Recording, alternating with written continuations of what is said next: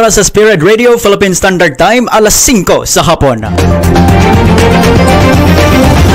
Magandang hapon Luzon, Visayas at Mindanao. Ito ang Spearhead Balita sa hapon, ang news program ng Spearhead Radio. 3rd Infantry Division of Philippine Army. Araw tayo ng Biyernes sa August 20, 2021. Ako ang inyong tagapagbalita, Spearhead Trooper Von David Cabagua. At ngayon sa ulo ng ating mga balita. Philippine Army pinuri ang pagsasagawa ng mga kabataan ng tree planting activity upang itaas ang kamalayan sa insurhensiya. Sundalong sugatan sa engkwentro sa Zamboanga del Norte nakatanggap ng medalya. Kasapi ng NPA dala ang 10 high-powered firearms sa sumuko sa Misamis Oriental.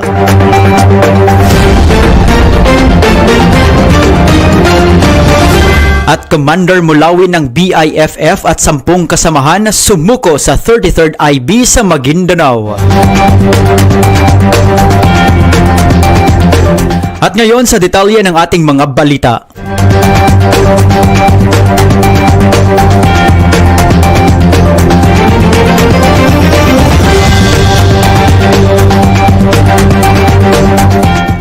Pinuri ng Army sa 301st Infantry Brigade ang Youth for Peace Tapasa Chapter sa pag-organisa ng tree planting activity nitong araw ng Miyerkules, Agosto 18, 2021.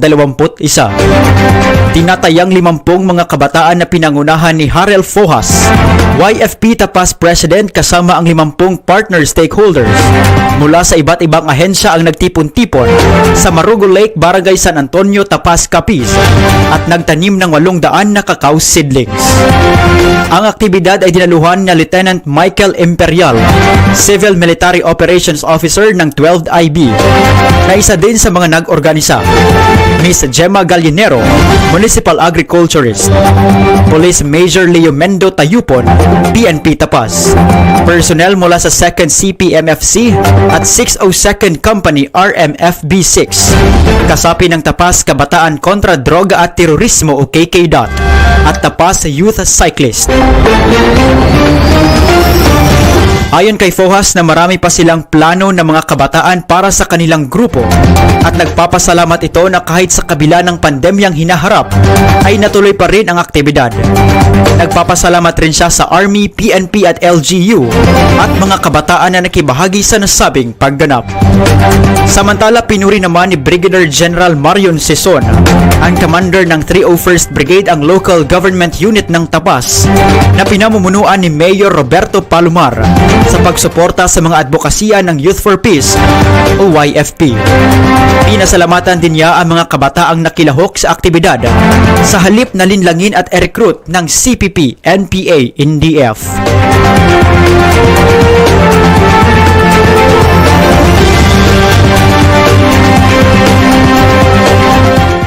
At sa karagdagang balita, binigyan ng Wounded Personnel Medal ni Major General Jenny M. Ponyo ang 1st Infantry Division Commander, si Private First Class John Mark P. Grande ng 97th Infantry Battalion sa Kuta Major Cesar L. Sanganhay Station Hospital nitong ika-19 ng Agosto 2021. Dalawang sundalo ng 97th IB ang sugatan matapos ang hidwaan sa pagitan ng mga kasapi ng mahigit kumulang 12 Communist Terrorist Group o CTGs.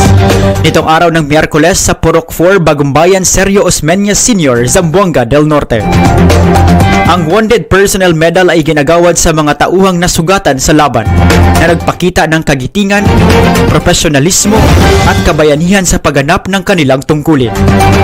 Ito ay ang parehong armadong komunista na teroristang grupo na nakatagpo ng tropa ng 97th IB at 42nd IB noong Hulyo 4, Hulyo 30 at ang kamakailang sagupaan noong Agosto 10 kung saan nasugatan ng isang KA. Ang isa pang sugatang sundalo na nagtamo ng tama ng baril sa kanyang kaliwang paa ay nasa Zamboanga del Norte Provincial Hospital sa Dipolog City at naghihintay sa resulta ng kanyang X-ray. Ayon kay 97th IB Commander Lieutenant Colonel Manaros Boransing na nagsasagawa na ng pursuit operations ang batalyon laban sa mga CTGs upang tuluyan ng mabuwag. Samantala, pinuri ni Major General Ponyo ang katapangan ni PFC Grande at lahat ng tropa ng 97th at 42nd Infantry Battalion na kusang loob na ipagsapalaran ng kanilang buhay upang makamit ang kapayapaan at katatagan sa lalawigan ng Zamboanga del Norte.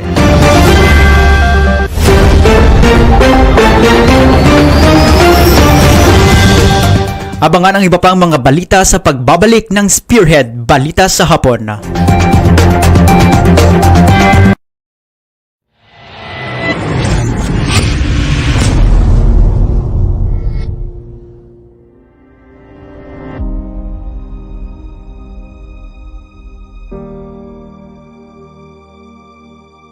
The 3rd Infantry Spearhead Division, Philippine Army, traces its humble beginning from the defunct 3rd Military Area based at Camp Guadalupe, Cebu City. The 3rd Military Area then covers the 4 military districts in the Visayas. In 1970, it was reorganized as 3rd Infantry Brigade Separate with responsibility of over 16 provinces in the region. As the armed forces of the Philippines grew in May 1974, the 3rd Infantry Brigade Separate was upgraded to division-level command under then Brigadier General Fortunato Abad. The year 1986 brought major changes to the internal and organizational setup of the division. Among these changes is the transfer of the division headquarters from Cebu City to Panay Island. Initially, the 3rd Infantry Spearhead Division contingent temporarily occupied the military cantonment area at Camp Hernandez in Dingle, Iloilo. The 3rd Infantry Brigade Separate Philippine Army, then under the command of Brigadier General Fortunato U. Abad, Armed Forces of the Philippines, was redesignated as 3rd Infantry Tagapanguna Division, Philippine Army on 01 May 1974, pursuant to General Orders No. 623, General Headquarters, Armed Forces of the Philippines. The present cantonment area of the 3ID was granted through Presidential Proclamation No. 67 by President Diosdado Macapagal. It was then called Camp Haina Norte, named after the host barangay. In the same year, the Sangguniang Bayan of Amindan Capiz, through Resolution No. 19, Series of 1986, officially proclaimed the dedication of the camp in the name of Brigadier General Macario B. Peralta Jr. General Peralta was a guerrilla hero during the last World War who, as a Philippine military major, organized the 6th Military District based in Panay and successfully led the guerrilla movement in the Visayas against the Japanese invaders. This camp officially carried the name Camp General Macario B. Peralta Jr. on 01 May 1987. Later, when engineers completed enough facilities in Camp Peralta, the whole division relocated on 15 July 1987. Camp Peralta has then served as the home of the Spearhead troopers in the bastion of democracy in this part of the country. In order to accomplish its mission, the division employs the 3 maneuver brigades, which include 301st Bayanihan Brigade, stationed at Camp Hernandez, Dingle, Iloilo, 302nd Achiever Brigade, stationed at Camp Leon Kilat, Barangay Santa Cruz Viejo, Tanhay, Negros Oriental, and the 303rd Brown Eagle Brigade, stationed in Camp Hirona, Murcia, Negros Occidental. In 2015, Headquarters CENTCOM's FRAG-O provided the shifting of main effort from 8ID to 3ID in the area of responsibility over Cebu Province. The need to extend the area of responsibility of the 302nd Infantry Brigade to cover Cebu paved way for the launching of FRAG-O 03-2014, dated 14 January 2015, considering the declaration of Capiz, Iloilo, Antique, Negros Occidental, and Negros Oriental as peaceful and ready for further development provinces, and declaration of the provinces of Siquijor, Guimaras, Cebu, and Aklan as normalized and insurgency-free provinces. In consonant to the AFP's DSSP Kapayapaan campaign plan Pag-Uswag, which was anchored on the idea of moving forward, was implemented to better address the ever-changing dynamics of threat and security. The 3rd Infantry Spear Division Philippine Army, under the sturdy leadership of Major General Eric C. Binoya, Philippine Army, its 32nd commander,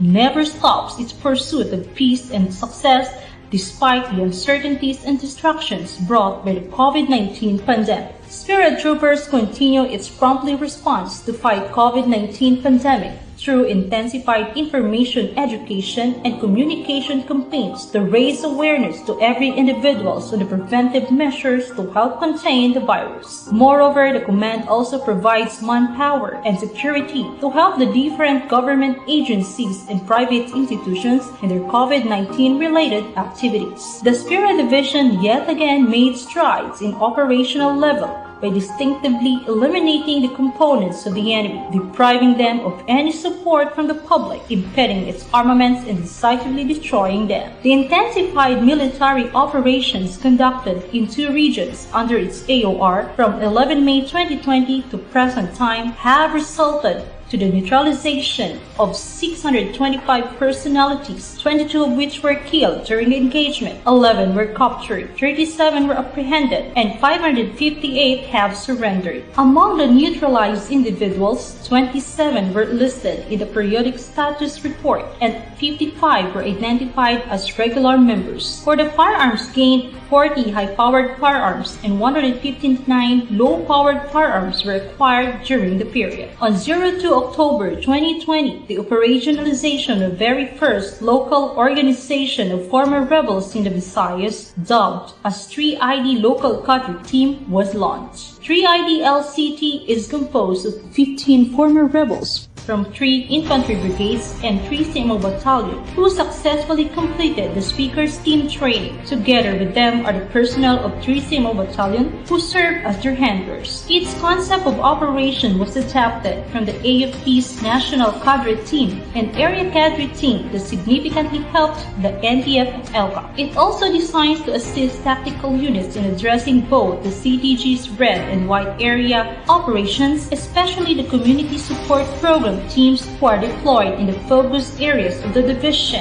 in the organization's effort on preventing and countering violent extremism. The 301st Infantry Brigade, under the leadership of Brigadier General Marion R. Season, Philippine Army, initiated and facilitated another remarkable event in 2020 that created enormous impact on the campaign against the CDGs. The conduct of Panay Peace Summit 2020 was successfully delivered on 10 to 11 December 2020 at Pasig City, Iloilo, and Tapasca Peace, respectively, to showcase the support of the Regional Task Force in ending local communist armed conflict, the local chief executives as advocates of genuine peace for Panay Island, and to present the 100 former rebels and members of the Sambayanan Panay sectoral organizations and other pro-government groups. The NTF-ELCAC's team of national speakers, composed of PCOO Undersecretary Lorraine Marie T. Baduy, Lieutenant General Antonio G. Parladi Jr., Philippine Army, Commander, Southern Luzon Command, Armed Forces of the Philippines, National Cadre Team members Jeffrey K. Celis, Joy James K. Amihan Seguino, and Sambayanan Panay Secretary General Father Jade Mark Dodoyco led the summit's campaign for the truth through their testimonies. No one can stop the blazing passion of every Spearhead troopers who are always committed to serve and secure Western and Central Visayas amidst any challenges. Today marks the 47th year of the 3ID's selfless love and compassion as living heroes of the Kabisayan. Cheers to more successful years towards living our dream of a peaceful and progressive Region 6 and 7. Happy 47th founding anniversary, 3rd Infantry Spear Division, Philippine Army. At sa karagdagang mga balita, Dalawang kasapi ng New People's Army o NPA ang sumuko dala ang kanilang firearms at exposed arms cache sa 58th Infantry de Malulupig Battalion sa Barangay Poblacion, Claveria, Misamis Oriental nitong Agosto 16, 2021. Ang mga sumuko ay kasapi ng Platoon Ryan Sub-Regional Committee 1, North Central Mindanao Regional Command. Ito ay kinilalang sina alias Ong, Vice Squad Leader, at alias Talin, isang regular na kasapi ng hukbo. Ang dalawa ay kusang sumuko sa 58th IB sa pag-asang mabago ang kanilang buhay at muling makasama ang kanilang mga pamilya. Nakuha ng tropa ang mga firearms cache sa Barangay San Luis batay sa mga isiniwalat ni Naong at Talin sa custodial debriefing na kinumpirma ng mga dating kasapi ng Platoon Ryan na sina alias Aba, Vice Squad Leader na sumuko kamakailan, at Kaa Lucio Lindaan Artao o alias Dino, dating company commander ng nasabing platoon ng SRC-1 and CMRC. 8 mga AK-47 rifles, isang M653 rifle at isang M16 rifle ang kabilang sa mga nasamsam. Sa kabuuan, 10 high-powered firearms ang mga nakuha. Ayon kay Lieutenant Colonel Ricky L. Canatoy, ang commanding officer ng 58th IB, ang patuloy na pagbawas ng puwersa ng NPA ay isang pahiwatig na pagiging epektibo ng maraming mga pagkukusa sa kapayapaan at pagsisikap ng gobyerno at ng mga tropa sa pagtatapos ng insurhensiya. Ang kanilang bilang ay bumabagsak at sila ay nasa ilalim ng presyon dahil sa pagkawala ng kanilang mga puwersa at malaking base. Bukod dito ay pinapakita ng kanilang pagsuko na napagtanto na nila ang maling ideolohiya ng NPA. Ipinapahiwatig din ito na pinalitan nila ang kanilang pananampalataya at suporta mula sa CTG patungo sa gobyerno.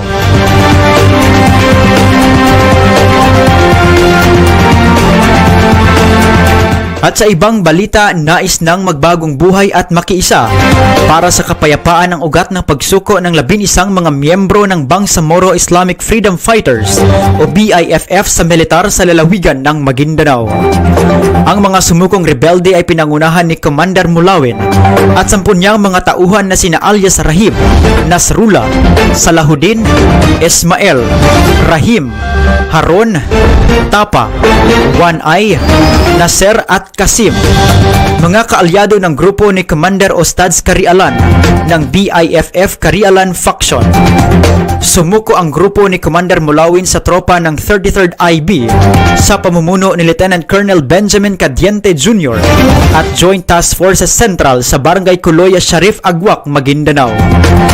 Dala ng mga rebelde sa kanilang pagsuko ang mga matataas na uri ng mga armas na kinabibilangan ng isang 60mm mortar, 2 caliber .30 Barrett rifle, isang M14 na rifle, 2 caliber .30 M1 Garand rifle, isang caliber 5.56mm M16 na rifle, isang caliber .45 pistol, isang caliber .45 Thong Ram submachine gun, 2 improvised explosive devices, mga bala at mga magazine. Formal namang tinanggap ni 1st Mechanized Brigade Commander Colonel Pedro Balisi ang 11 na BIFF na sumuko.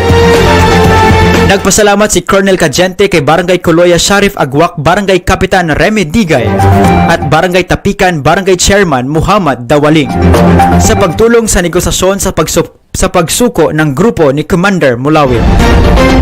Pinuri rin ni 6th Infantry Campilan Division Chief at Joint Task Forces Central Commander Major General Juvimax Uy ang 33rd IB, barangay at mga local officials sa matagumpay na pagsuko ng mga rebelde.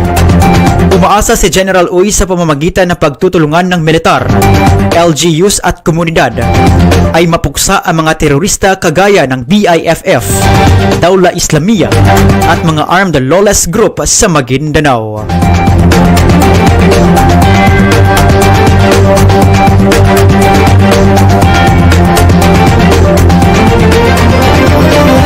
Oras sa Spearhead Radio, 20 minuto nang nakalipas sa oras ng alas 5 sa hapon. Muli nating balikan ang ating mga headlines. Philippine Army pinuri ang pagsagawa ng mga kabataan ng tree planting activity upang itaas ang kamalayan sa insurhensiya. Sundalong sugatan sa engkwentro sa Zamboanga del Norte nakatanggap ng medalya. Kasapi ng NPA dala ang 10 powered firearms sa sumuko sa Misamis Oriental. At Commander Mulawin ng BIFF at 10 kasamahan sumuko sa 33rd IB sa Maguindanao.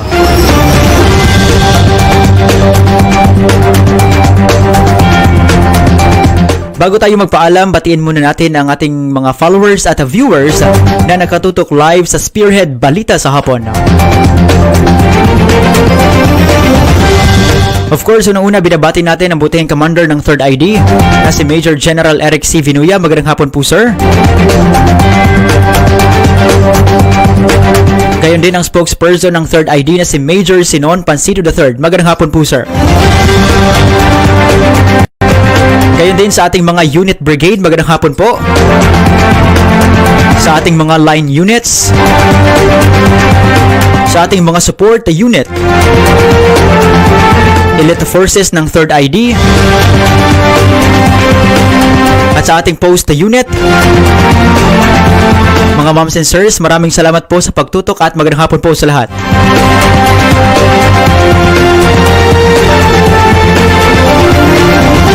And also binabati din natin ang mga titos and titas natin dyan abroad sa bansang Italia, sa Kabagwa, Kalugas, Kakilgan, and Sumabong family. Happy listening po and keep safe always.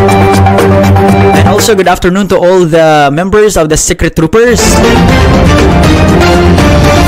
to all the Wild Honey Squad na nakatutok ngayon. Maraming salamat. To the Encantadia girls and the Hugot girls. Also to Ma'am Lydia J. Lo watching us live from Clex Trading, Tubod, Lanao del Norte. Magandang hapon po, ma'am. To Ma'am Jenny Gilyarawan, Ma'am Jed Galang or Ma'am Marisa Joy Gonzaga, thank you so much for watching po.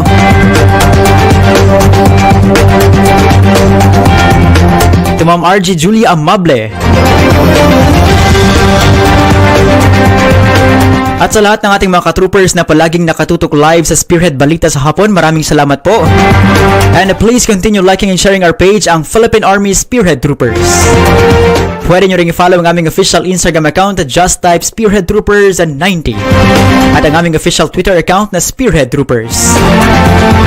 And of course, mapapanood din po tayo live sa Iloilonewsline Facebook page. Good afternoon also to Sir Johnny Diaz. And paki-subscribe na rin po sa aming YouTube channel na Philippine Army Spearhead Troopers.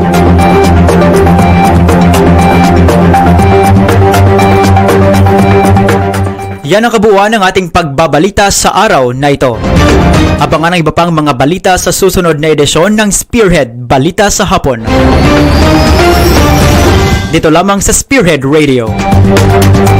Sa muli ako ang inyong tagapagbalita, Spearhead Trooper Von David Kabagwa. Magandang hapon and happy weekend, everyone.